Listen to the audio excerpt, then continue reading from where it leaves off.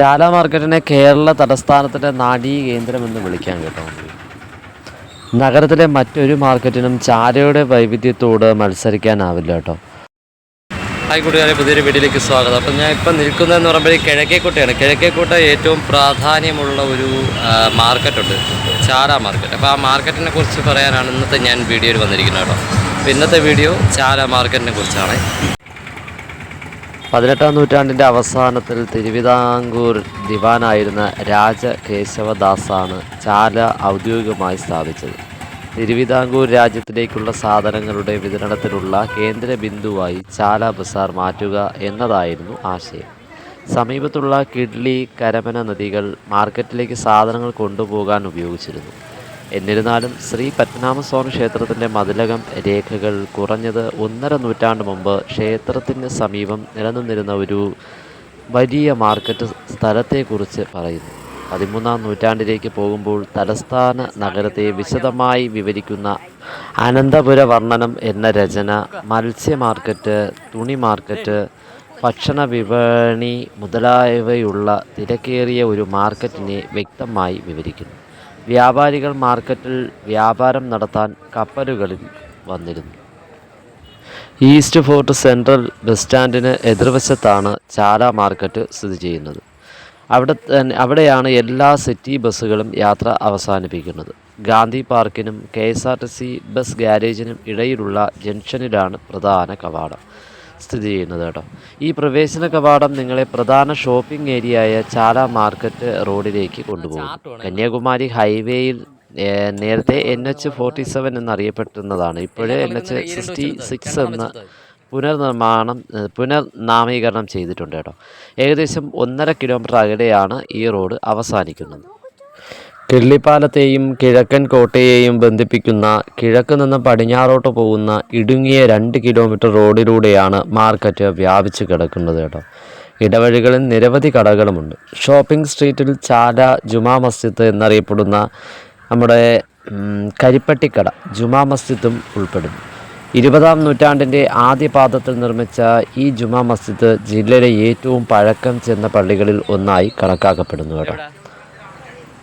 പഴങ്ങളും പച്ചക്കറികളും സ്വർണവും വെള്ളിയും മുതൽ പെയിൻറ്റും ഹാർഡ്വെയറും വരെ മിക്കവാറും എല്ലാ സാധനങ്ങളും മാർക്കറ്റിൽ വിൽക്കുന്നുണ്ട്. ഞായറാഴ്ച ഒഴികെയുള്ള ദിവസങ്ങളിൽ മിക്ക കടകളും രാവിലെ 9 മുതൽ രാത്രി 8 വരെ തുറന്നിരിക്കും. വൈകുന്നേരങ്ങളിൽ ഈ സ്ഥലം വളരെ തിരക്കേറിയതായിരിക്കും കേട്ടോ. ഭയങ്കര ബ്ലോക്കുള്ള ഏരിയ.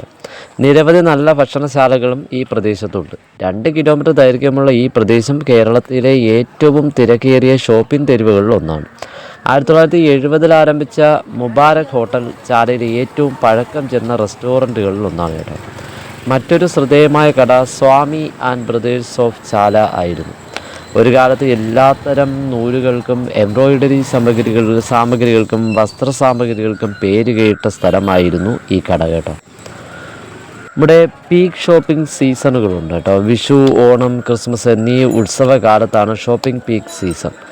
ഓണം ഉത്സവകാലത്ത് സന്ദർശിക്കേണ്ട ഒരേ ഒരു സ്ഥലമാണ് ചാല മാർക്കറ്റ്. കാരണം ആഘോഷത്തിന് ആവശ്യമായ എല്ലാത്തരം പൂക്കളും ഇവിടെയാണ് ലഭിക്കുന്നത്. ഓണക്കാലത്ത് പൂക്കളുടെ വമ്പൻ കളക്ഷനാണ് കേട്ടോ നമ്മുടെ ചാല മാർക്കറ്റിലുള്ളത്. ചാല മാർക്കറ്റിനെ കേരള തലസ്ഥാനത്തിൻ്റെ നാഡീകേന്ദ്രമെന്ന് വിളിക്കാൻ കേട്ടോ.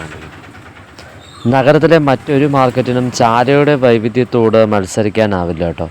ഈ 2 കിലോമീറ്റർ ചുറ്റളവിൽ വ്യാപിച്ചു കിടക്കുന്ന ചാല ഒരു മാർക്കറ്റല്ല, മറിച്ച് നിരവധി വ്യാപാര കേന്ദ്രങ്ങളാണ്.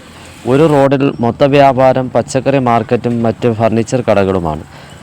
ഫർണിച്ചർ മാർക്കറ്റിൽ മറുവശത്ത് പാത്രങ്ങളുടെ ഒരു ലോകത്തേക്ക് തുറക്കുന്നു കേട്ടോ. അതിലേക്കുള്ള പ്രവേശന കവാടത്തിൽ ധാരാളം പൂക്കളുമായിട്ട് ഒരുപാട് പേര് നിൽപ്പുണ്ട്.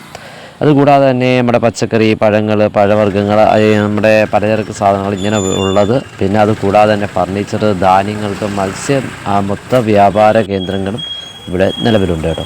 ചാലയുടെ കാതൽ മൊത്ത വ്യാപാര വിപണിയാണ്. ജില്ലയുടെ മറ്റ് ഭാഗങ്ങളിൽ നിന്നുള്ള ചില്ലറ വ്യാപാരികൾ ഇവിടെ നിന്നാണ് സാധനങ്ങൾ വാങ്ങുന്നത്. ഇത് ഒരു മൊത്ത വ്യാപാര വിപണിയെ വളരെ സജീവമാക്കുന്നു. അയൽ ജില്ലയായ കൊല്ലത്ത് നിന്ന് ആളുകൾ ചാലയിൽ നിന്നും ധാന്യങ്ങൾ വാങ്ങാൻ വന്നിരുന്ന ഒരു കാലമുണ്ടായിരുന്നു. ചാലയിലെ ഒന്നിലധികം മാർക്കറ്റുകൾ മറ്റ് സംസ്ഥാനങ്ങളുമായി വളരെയധികം ബന്ധത്തോടെയാണ് പ്രവർത്തിക്കുന്നത്. നമ്മുടെ ഒരു പേപ്പർ ക്ലിപ്പ് വാങ്ങാൻ പോലും ആളുകൾ ചാലയിൽ പോകുന്നുവെന്ന് ഒരു പഴഞ്ചൊല്ലുണ്ട് കേട്ടോ.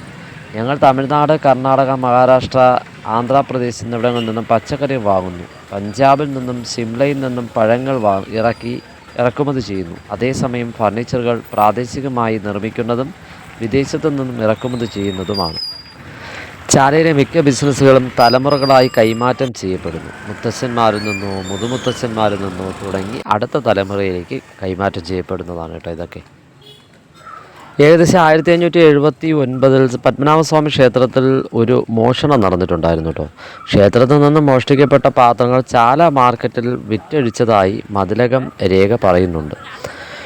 16-ാം നൂറ്റാണ്ടിൽ പോലും മാർക്കറ്റ് നിലനിന്നിരുന്നുവെന്ന് ഇത് സൂചിപ്പിക്കുന്നു. 11-ാം നൂറ്റാണ്ടിലെ ചോള ആക്രമണത്തിൽ പൂർണ്ണമായും നശിപ്പിക്കപ്പെട്ട കാന്തല്ലൂർ സർവകലാശാലയുടെ പുനർജനനം ചാലയിലൂടെയാണ് കേട്ടോ. കാന്തല്ലൂർ ശാലയും അതിൻ്റെ ചുറ്റുപാടുകളും ശാല എന്നാണ് അറിയപ്പെട്ടിരുന്നത്. പിന്നീട് വ്യത്യസ്ത ഭാഗങ്ങൾ ആര്യശാല, വലിയ ശാല, ചിന്നശാല എന്നീ പേരുകൾ അറിയപ്പെട്ടു. പഴയ ചിന്നശാലയുടെ തുടർച്ചയാണ് കേട്ടോ നമ്മുടെ ശാല മാർക്കറ്റ്. നമ്മളിവിടെ അവസാനിപ്പിക്കുകയാണ്. അപ്പോൾ ഇന്നത്തെ വീഡിയോ ഞങ്ങൾ ഇവിടെ വെച്ച് അവസാനിപ്പിക്കുകയാണ്. വീഡിയോ കണ്ടിഷ്ടമായി ലൈക്ക് ചെയ്യാനും കമൻറ്റ് ചെയ്യാനും ഷെയർ ചെയ്യാനും മറക്കരുത് കൂട്ടുകാരെ. അപ്പോൾ അടുത്തൊരു വീഡിയോയിൽ വീണ്ടും കാണാം. Thanks for watching.